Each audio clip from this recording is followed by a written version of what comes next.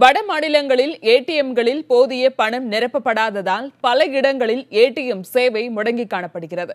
குஜராத் மாநிலம் வதோதராவில் ஒரே ஒரு ஏடிஎம்மில் மட்டுமே பணம் பட்டுவாடா நடந்து வருகிறது. அதிலும் 10,000 ரூபாய் வரை மட்டுமே பணம் எடுக்க முடிவதால் பொதுமக்கள் மிகுந்த சிரமத்திற்கு ஆளாகி வருகிறார்கள். அந்த பணத்தை எடுக்கவும் நீண்ட வரிசையில் காத்திருக்க வேண்டிய நிலை ஏற்பட்டுள்ளது. இதேபோல மத்திய பிரதேசம், டெல்லி, பீகார், குஜராத், தெலுங்கானா உள்ளிட்ட மாநிலங்களிலும் பணம் நிரப்பப்படாமல் ஏடிஎம் மைய சேவை முற்றிலும் முடங்கியுள்ளது. ஹைதராபாத்தில் பெரும்பாலான ஏடிஎம்களில் போதிய அளவிற்கு பணம் நிரப்பப்படாமல் இருப்பதாக பொதுமக்கள் புகார் தெரிவிக்கிறார்கள். பீகார் தலைநகர் பாட்னாவிலும் கடந்த 3 நாட்களாக ஏடிஎம்களில் பணம் வராததால் பொதுமக்களின் இயல்பு வாழ்க்கை முடங்கியுள்ளது. டெல்லியில் ஏடிஎம் மையங்களில் இருந்து வெறும் 500 ரூபாய் தாள்கள் மட்டுமே வருகின்றன. 2000 ரூபாய் தாள்கள் கிடைப்பதில்லை என வாடிக்கையாளர்கள் தெரிவிக்கிறார்கள்.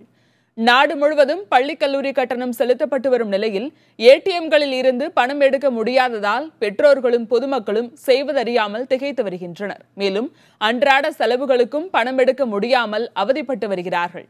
இதற்கிடையே திடீரென பண தேவை அதிகரித்ததால் புழக்கத்தில் ரூபாய் நோட்டு தட்டுப்பாடு ஏற்பட்டிருப்பதாக மத்திய நிதியமைச்சர் அருண் ஜேட்லி விளக்கம் தந்திருக்கிறார்.